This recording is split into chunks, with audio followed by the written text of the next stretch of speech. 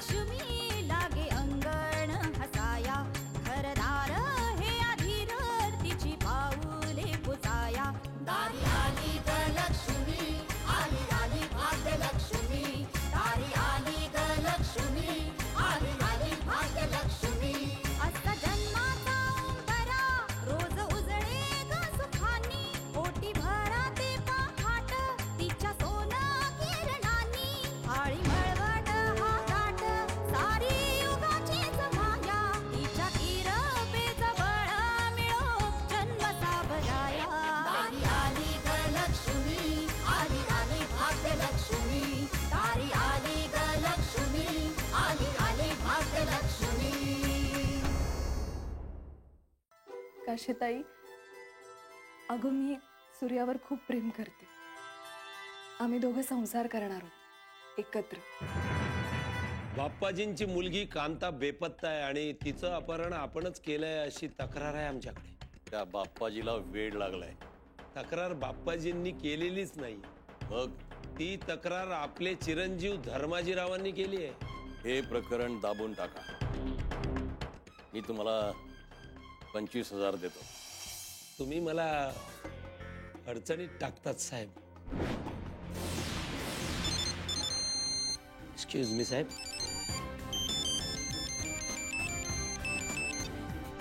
Hello. हाँ hello inspector जंत्रे का मी श्रीकांत देव बोलतोय. हा बोला. मला तुमच्याकडे कंप्लेंट नोंदवायची आहे. कशाबद्दल? तुमच्या गावातले धनाजीराव मोहिते त्यांचा मुलगा सूर्या मोहिते यानं माझ्या मुलीला पळवलाय आणि म्हणून तक्रार करण्यासाठी तुमच्या गावातल्या पोलीस स्टेशन मध्ये मी वाट पाहतोय. बरं बरं, तुम्ही तिथेच थांबा. मी आल्यानंतर आपण डिटेल मध्ये तुमची तक्रार नोंदवून घेऊ. ओके.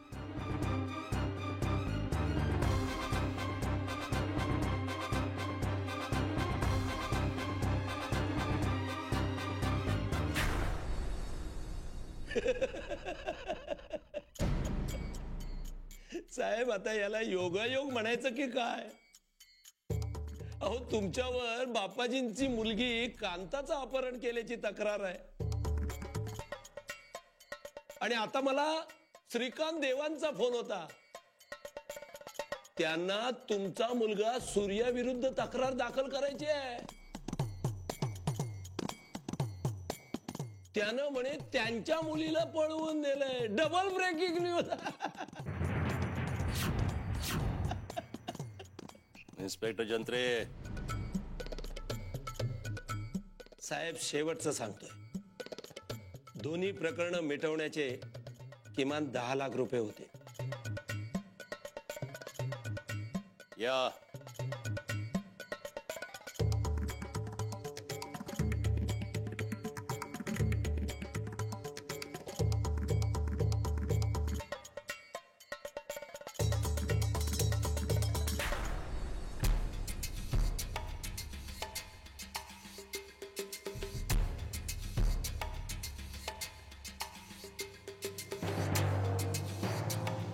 सॉरी, तुम्हाला फार वेळ वाट पाहावी लागली का? मी श्रीकांत देव.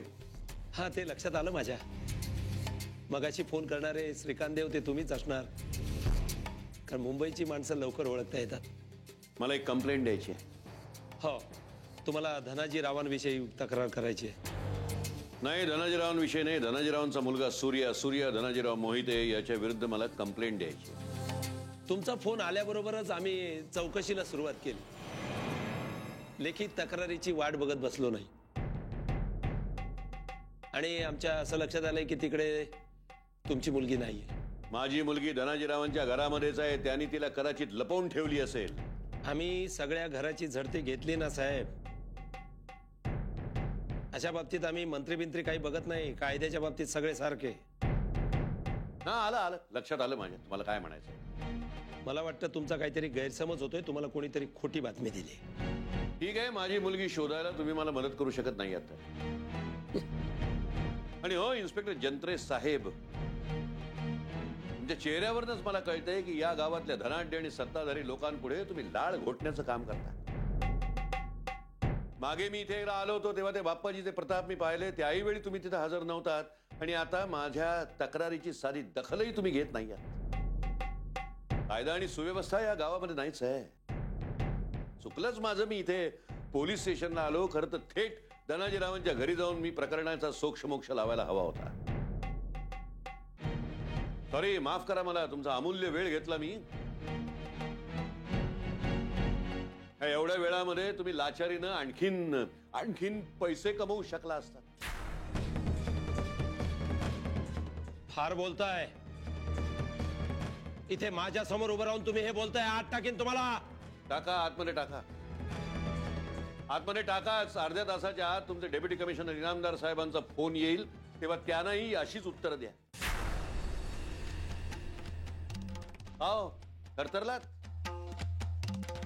सांभाळा, जबाबदारीनं काम करा. नाही तर एक दिवस सरकार तुमचा बेल्ट काढून घेईल आणि मग त्यानंतर तुमच्या कमरेवरची पॅन्ट घसरून खाली येईल.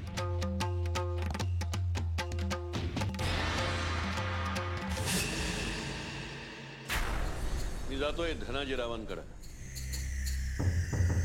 तिथे जर मला माझी मुलगी सापडली ना, तर तुमचं काही खरं नाही, इन्स्पेक्टर जंत्रे साहेब.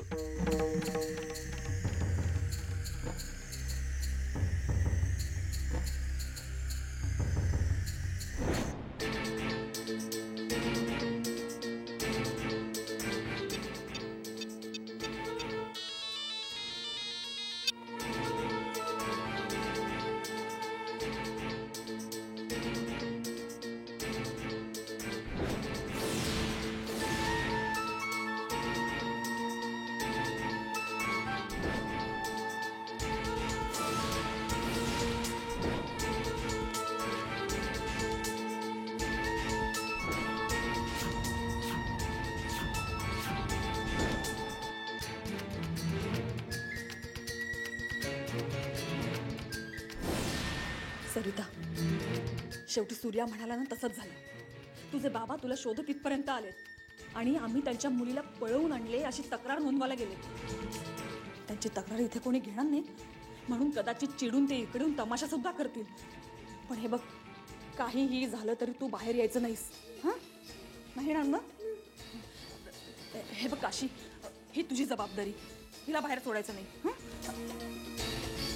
हे बघ सरिता, दुर्दैवाने तुझ्या आणि तुझ्या बाबांची भेट झालीच, तरी तू त्यांच्याबरोबर जायचं नाहीस. अगं, माझा सूर्या तुझ्यावरनं खूप प्रेम करतो ग. आणि तू जर का निघून गेलीस तर तो त्याच्या जीवाचं काहीतरी बरं वाईट करून घेईल. आणि तुला तर माहितीये धनाजीरावांच्या किती वरपर्यंत ओळखी आहेत ते. उद्या जर का तुम्हा दोघांचं लग्न झालंच नाही आणि सूर्या डिस्टर्ब होऊन त्याने त्याच्या जीवाचं काहीतरी बरं वाईट केलं तर धनाजीराव रागवतील आणि तुझ्या भावाची आणि बाबांची नोकरी जाईल. तुझ्या आजोबांचं ट्रस्टचं फंडिंग बंद होईल. तेव्हा तुला हे लग्न करावंच लागेल, नाही का? तेव्हा बाहेर येऊ नकोस. येऊ मी? काशी, हिला बाहेर सोडू नकोस.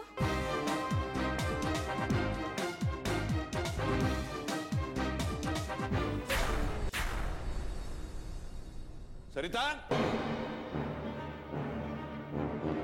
सरिता.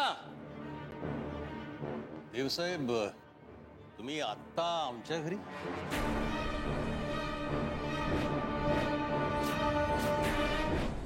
एक, दोन, अडीच. ये, मी जिंकलो. तू हारलीस, मी जिंकलो.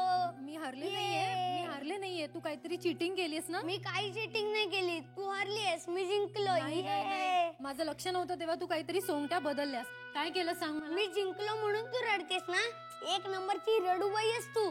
हे बघ, आता खेळणं पुरे झालं. आता हे सगळं आटपून ठेव आणि झोपायला जा. नाही, मला झोप नाही आली आहे. अरे, असं काय करतोयस तू? उद्या सकाळी उठायचंय ना? चल जाऊन झोप आता. मला झोप नाही आली. हो, आता मी तुला अभ्यासाला बसवलं ना की लगेच झोप येईल तुला. आई, बाबा कधी येणार आहेत?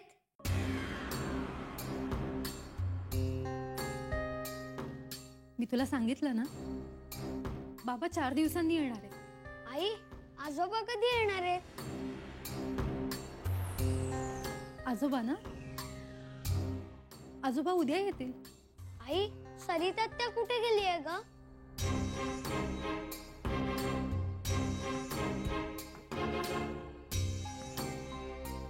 अरे सरिता आत्या ना, ती ती तिच्या एका मैत्रिणीकडे गेली. हो, आजोबा तिला शोधायला गेलेत ना?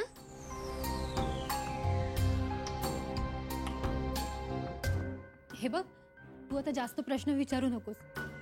ती कुहूबा कशी शहाण्या मुलीसारखी जाऊन झोपली. पण मला झोप नाही ना आली आहे. अरे तू आणि आजी आज जेवला का नाहीत? मी सांगते. काय आज झोप नाही आली? नाही. मग तुला झोप येईपर्यंत एक छानशी गोष्ट सांगू? चालेल, पण मी मांडीवर झोपून ऐकीन. नीना, तू काय लहान आहेस का मांडीवर झोपायला? नाही, मला मांडीवरच झोपायचंय. अगं असू दे गीता, ये ये मांडीवर झोपून सांगूया आपण.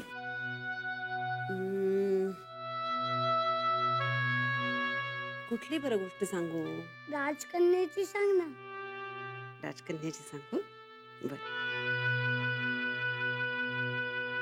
एक की नाही राजकन्या असते. माझी मुलगी सरिता कुठे? अहो, तुमची मुलगी आमच्या घरी कशी असेल? ती आपणून आलेली नाही. तुमचा मुलगा सूर्या यांनी तिला पळवून आणलेली आहे. खात्री आहे तुमची? एक मिनिट. सूर्या, सूर्या,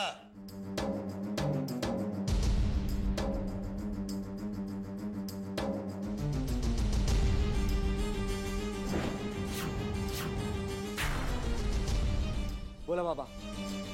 देवसाहेब म्हणतात त्यांची मुलगी आपल्या घरी आहे. नाही बाबा, खरं तर त्यांना काही अधिकार नाहीये, पण त्यांना हवं असेल तर ते आपल्या घराची झडती घेऊ शकतात. ठीक आहे देवसाहेब, तुम्ही आमच्या घराची झडती घेऊ शकता. सज्जन माणसं अशी दुसऱ्याच्या घरामध्ये घुसून झडती घेत नाहीत. ते आमचं काम नाही. तुम्हाला ते शोभत असेल, आमच्या संस्कारात ते बसत नाही.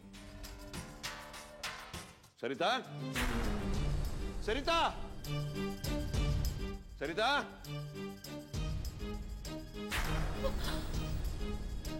हा माझ्या बाबांचा आवाज आहे. माझे बाबा आलेत. तुला भेटायचं त्यांना?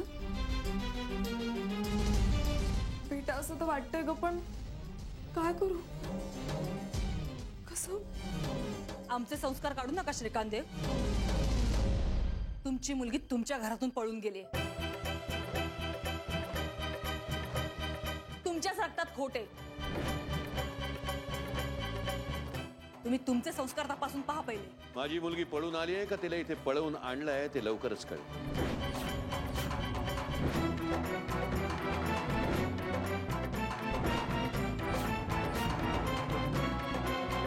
सरिता,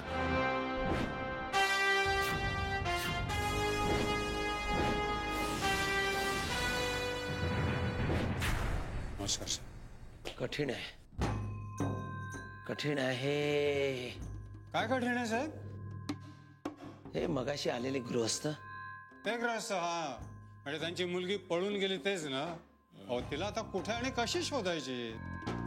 साळवी, तुम्ही नका टेन्शन घेऊ. त्यांना बरोबर माहिती आहे त्यांची पोरगी कुठे आहे ती. म्हणजे मला सांगा साळवी, ते मुंबईवरून इथे कसे आले? साहेब कसे आले म्हणजे काय? आपल्या गाडीने आले. म्हणून तुम्ही हवालदार राहिला. अहो, कसे आले म्हणजे ते मुंबईवरून बरोबर आपल्या गावात कसे आले? याचा अर्थ त्यांना माहिती आहे त्यांची मुलगी कुठे आहे ती. या पोरींच्या बापांना ना त्यांच्या पोरी कुठे पळून जातात ते बरोबर माहित असतं. या पोरी पळून जायला त्यांचे आई बापच कारणीभूत असतात. हे साहेब तुमचं काहीतरीच. हो, कुठल्या आई वडिलांना वाटेल की आपली मुलगी पळून जावी म्हणून? अहो, पळून जावं असं नाही वाटत, पण त्यांच्या लग्ना बिग्नाला विरोध कोण करतं? आई बापच ना. मग ही पळवापळवी होते. हो हो. पण साहेब, तुम्हाला खरंच वाटतं त्यांची मुलगी धनाजीरावांच्या सूर्यानं पळवून आणली असेल म्हणून? मी उगाचच इन्स्पेक्टर झालो. हवालदार व्हायला पाहिजे होतं. एवढं सुद्धा मला कळणार नाही का? अहो साळवी, त्या सूर्याची पिसाळानं त्या देवांची पोरगी पळवली. मरेनात का तिकडे ते? आपल्याला काय करायचंय? अहो आपल्याला इथे नोकरी करायची आहे. नोकरी करायची तर आपल्याला कधी कधी कान, डोळे, नाक बंद ठेवायला पाहिजे. बरोबर. पण तो माणूस, त्या मुलीचा बाप मोठा सभ्य माणूस वाटला हो. साळवी, माणूस सभ्य आहे हो, पण त्याचं नशीब वाईट असेल तर त्याला काय करणार? साधू संतांनी म्हटलेलंच आहे, आलिया भोगाशी असावे सादर. साधू संतांनी म्हटलंय असं. ठीक आहे, मी जरा बाहेर राऊंड मारून येतो. उगाच आमच्या घरात येऊन आरडाओरडा करू नका. एकदा सांगितलं ना तुमची मुलगी आमच्या घरात नाहीये म्हणून. तुमच्या बोलण्यावर माझा विश्वास नाही, याचं कारण विश्वास ठेवण्याच्या लायकीची तुम्ही माणसं नाही. फार बोललात देवसाहेब. चालते वा इथून. धनाजीराव, मी माझ्या मुलीला घेतल्याशिवाय या घरामधनं जाणार नाही. तुम्हाला जी काही तुमची ताकद वापरायची असेल ती तुम्ही वापरा. या गावातल्या अडाणी, अशिक्षित आणि गरीब लोकांशी असा आवाज चढवून बोला, ते कदाचित ऐकतील तुमचं. माझी मुलगी याच घरामध्ये आहे आणि 100% याच घरात आहे. आणि ती जर मला इथे सापडली ना, तर मी कुठल्या थरापर्यंत जाऊ शकतो ते पाहाल तुम्ही. सरिता,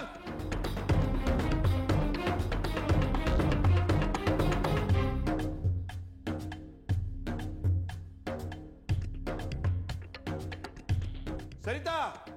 अहो बाबा, हा माणूस आपल्याच घरात, आपल्याच गावात असा बोलतोय. ठोकू का याला इथेच?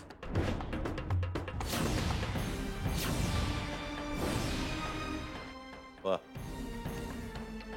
अभिनीबाई, हे तुमचे संस्कार. सरिता,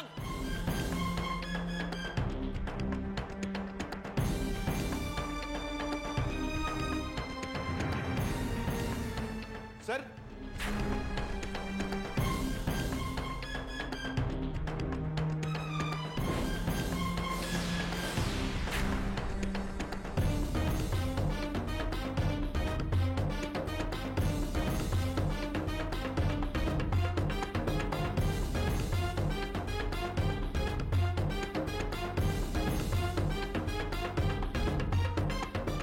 धनाजीराव, मिनिटापूर्वी तुम्ही म्हणाला होतात माझी मुलगी सरिता तुमच्या घरात नाहीये म्हणून.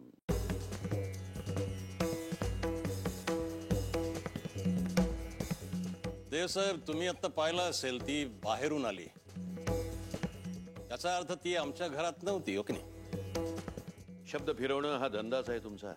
देवसाहेब,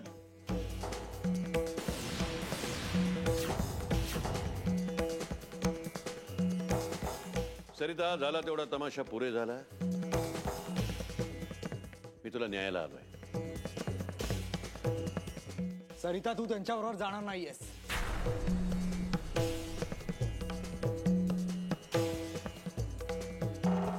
एक मिनिट. सरिता, मला सांग, तुला इथे कोणी जबरदस्तीने आणलंय की तू स्वतः इथे आलीस? तुला तर माहितीये धनाजी रावांच्या किती वरपर्यंत ओळखी आहेत ते. उद्या जर का तुमचं लग्न झालं नाही आणि सूर्याने जर का काहीतरी त्याच्या जीवाचं बरं वाईट केलं तर धनाजीराव रागवतील आणि तुझ्या भावाची आणि बाबांची नोकरी जाईल. तुझ्या आजोबांचं ट्रस्ट फंडिंग बंद होईल. सांग, तू सांग स्वतःच्या वडिलांना.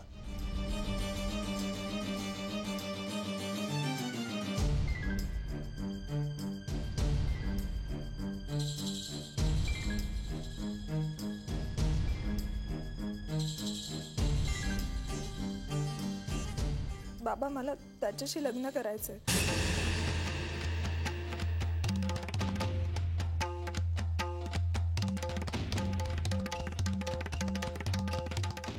मी माझ्या इच्छेने आले.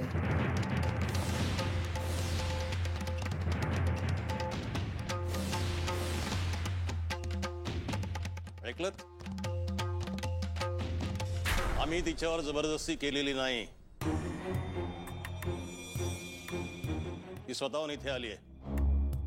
निघा आता.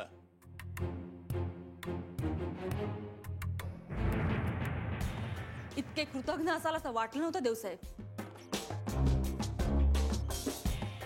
तुमच्या या मुलीने आत्महत्या करण्याचा प्रयत्न केला तेव्हा तुम्हाला आणि तुमच्या कुटुंबाला कुणी वाचवलं लक्षात आहे ना तुमच्या? तुमचा मुलगा पोलीस खात्यातनं सस्पेंड होता होता वाचला तेही साहेबांमुळेच. आणि त्यांच्या समोर उभं राहून तुम्ही बोलताय? निघा इकडनं.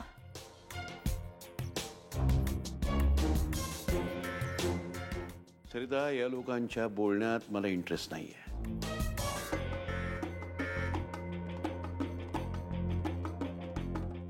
खरं खरं मला सांग, तू माझ्याबरोबर येणार आहेस का नाही?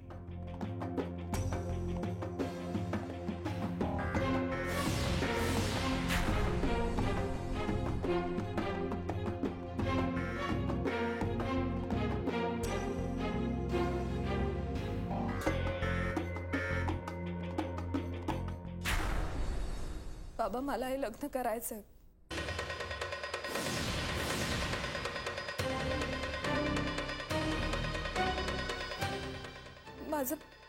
माझं प्रेम आहे सूर्यावर.